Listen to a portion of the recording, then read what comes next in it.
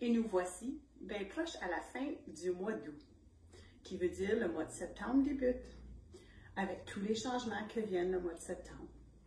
Les vacances viennent à une fin, les enfants retournent à l'école, la vie devient un peu plus routinière, malgré que c'est différent pour tout le monde. Il y en a plusieurs d'entre nous que le mois de septembre apporte beaucoup de changements. Pour les enfants, c'est la rentrée scolaire.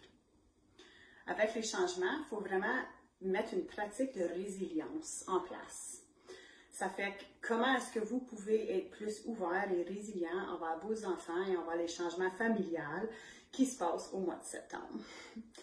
Il y en a certaines stratégies que moi j'avais mis en place lorsque mes enfants étaient plus petits, comme dans leur journée, un moment bon et un moment moins bon.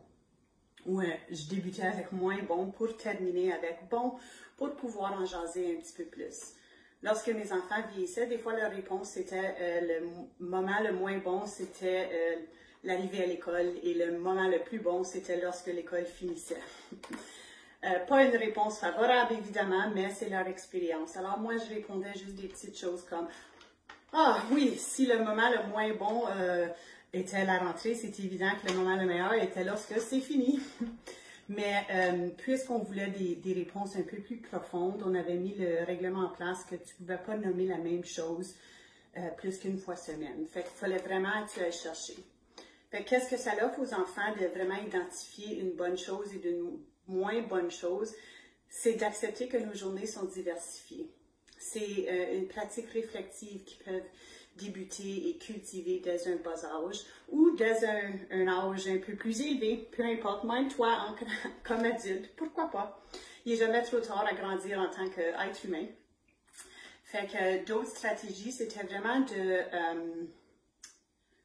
être ouvert à leurs sentiments et non les minimiser.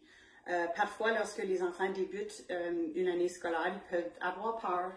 Et s'ils vous partagent qu'ils ont peur, pourquoi minimiser le sentiment et dire « Ah, tu n'as pas besoin d'avoir peur, il n'y a rien à avoir peur, tu vas voir, ça va bien aller. » Pourquoi pas dire « Moi aussi, j'ai peur des fois lorsque je débute de nouvelles choses. » Ou pourquoi pas dire « Ok, quelle stratégie tu vas mettre en place pour vraiment t'aider avec ta peur? » Ce sont des petites façons ou des changements d'approche qu'on peut mettre en place pour qu'un enfant se sente très soutenu dans ses sentiments et puisse naviguer la vie de tous les jours, amenant son bagage, si tu veux, ou ses valises, tout au long de son parcours. Ça fait que dans les nouveautés, dans les changements, la rentrée scolaire étant un des changements, la fin de l'été, pensez à la résilience, des petites choses que vous pouvez mettre en place. Reconnaître vos propres perspectives face au changement et face à l'entrée. Je vous donne le défi. Essayez-vous avec vos enfants le mauvais moment et le bon moment de la journée. Et ouvrez-vous à leurs sentiments.